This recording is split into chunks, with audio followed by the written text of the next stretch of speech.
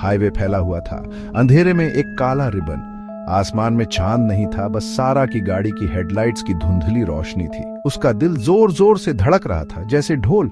Engine एक आखिरी बार खड़खड़ाया और फिर चुप हो गया। उसने फिर से गाड़ी स्टार्ट करने की कोशिश की, पर बस एक क्लिक की आवाज आई। डर उसे घेरने लगा। वो फंस गई थी।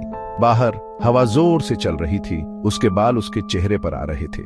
उसने अपना फोन ढूंढा, स्क्रीन अंधेरे में हल्की सी चमक रही थी, कोई सिग्नल नहीं। उसे अपनी हालत की नाउम्मीदी समझ आ गई। वो अकेली थी, शहर से मीलों दूर, बस हवा की आवाज उसके साथ थी। गहरी सांस लेकर सारा ने खुद को सोचने पर मजबूर किया।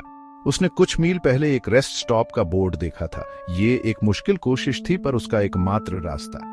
कांपते हुए वो गाड़ी से बाहर निकली और ठंड में, हवा भारी थी, नमी और पाइन की पत्तियों की खुशबू से भरी हुई। जंगल सड़क के पास था, घने अंधेरे की एक दीवार।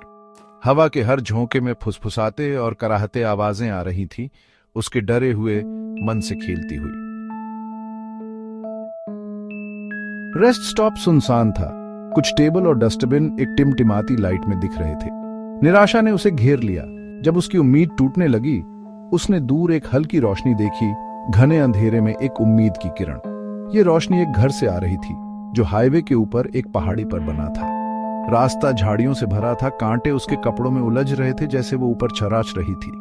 हर कदम के साथ घर बड़ा होता जा रहा था। जंगल के सामने उसका साया साफ दिख रहा था। ये एक बड़ा घर था, काली लकड़ी और नुकीले कोनों वाला, एक बरामदे के साथ जो किसी अनदेखी बोझ तले दबा हुआ लग रहा था। जैसे ही सारा पास आई, बेचैनी ने उसे घेर लिया। खिड़कियां अंधेरी थीं, जैसे खाली आंखें उसे घूर रही हों। बस घर के चरमराने की आवाज आ रही थी, मानो वो धीरे धीरे सांस ले रहा हो। हिचकिचाते हुए सारा बरामदे की सीढ़ियों पर चढ़ गई। लकड़ी उसके पैरों के नीचे भयानक रूप से कराह उठी। उसने हाथ उठाकर दरवाजा खटखटाया। आवाज रात में गूंज उठी। कोई जवाब नहीं आया, पर उसे लगा जैसे उसने अंदर से एक धीमी आवाज सुनी, एक दबी हुई आवाज जिससे उसकी रूह कांप उठी। दरवाजा उसके छूते ही खुल गया, मानो उसे अंदर बुला रहा हो। अंदर की हवा बांसी और ठंडी थी, धूल और सड़न की गंध से भरी हुई। हर कोने में मकड़ी के जाले लटके हुए थे और फर्नीचर सफेद चादरों से ढका हुआ था, जिससे कमरे में एक कब्रिस्तान जैसा माहौल था। उसकी बढ़ती बेचैनी के बावजूद कुछ उसे घर के अंदर खींच रहा था। उसने खुद को एक गलियारे में पाया, जिसकी दीवारों पर फीकी तस्वीरें लगी थीं। ये सभी एक ही परिवार के चित्र थे। उनके चेहरे समय में जमे हुए थे। एक युवा जोड़ा, उनके चेहरे पर एक अजीब उदासी उसे घूर रहे थे। छोटी वाली और दांतों के बीच गैप वाली एक छोटी लड़की अपनी आंखों से उसका पीछा करती नजर आई। जैसे ही सारा गलियारे में आगे बढ़ी, उसने एक आवाज सुनी, हल्की और फुसफुसाती हुई।